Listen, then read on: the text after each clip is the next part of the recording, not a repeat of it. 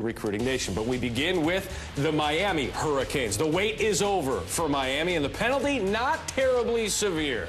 After years of investigating, the NCAA announced this week Miami will lose 9 football scholarships over the next 3 years, but will not be banned from playing in a bowl game. That after a lengthy probe of the school's relationship with former booster and convicted felon Nevin Shapiro. In addition, former men's basketball coach Frank Haith, now at Missouri, will be suspended for the first 5 games of this season.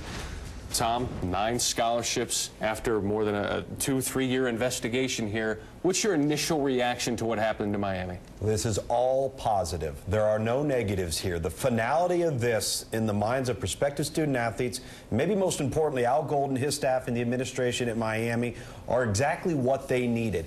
It's 3 per year, not 5 scholarships, not 10 scholarships per year. This is manageable, and it's manageable because I believe Al Golden and his staff had begun to massage the roster and make some changes in terms of anticipating these types of sanctions 2 to 3 years ago. So they made some preemptive strikes that are going to help them navigate this going forward. This is probably the best that they could have hoped for. They anticipated the worst, but I think that they made a preemptive strike to lessen the blow here. Yeah, they're coming out on this end now, knowing what the penalties are, in very good shape. And, you know, people say it's not severe. Think about it. This was not a swift process. And for a long time, Al Golden had to deal with a certain cloud of uncertainty when he went to recruit players, when he would go and talk to families. They did a very nice job. As Tom mentioned, they had a plan, and part of that plan was talking to a parent who has a player there at Miami and also a recruit. And he said, you know what? They never addressed it. They never talked about it. But if you had questions, then they would answer those questions. And I think they took a philosophy of, we're going to handle what we can deal with. Things that we have no control over, we're not going to worry about. And I think that's part of the reason why having that plan and knowing how to deal with prospects during the moment now puts them in a good position to come out with the penalties that aren't so bad. And speaking of those prospects, Jared, you've talked to a handful or so after this ruling came out from the NCAA. What's been their reaction? Yeah, and like you said before, the Miami staff wasn't really talking about it, and recruits, a lot of them weren't really asking about it. They were pretty confident the whole time that Miami wasn't going to get hit too hard.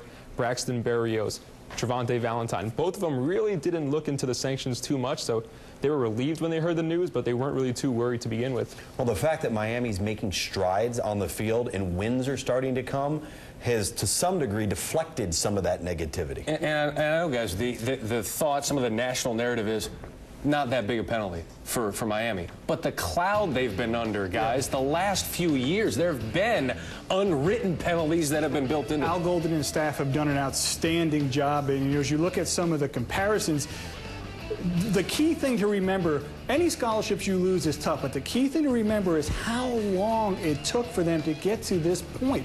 And that is really tough because one of the most difficult things to deal with in recruiting is uncertainty. And they had to go through that for a very long time as the NCAA kind of stumbled and bumbled their way to kind of get to this point.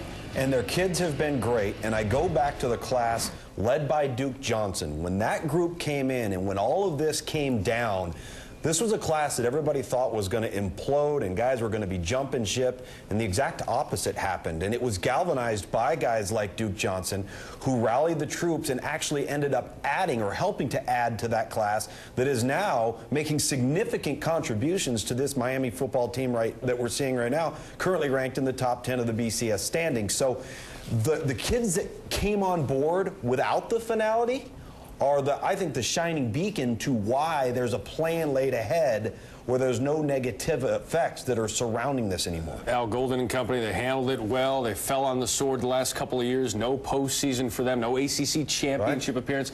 Now they're full speed ahead, a chance to compete.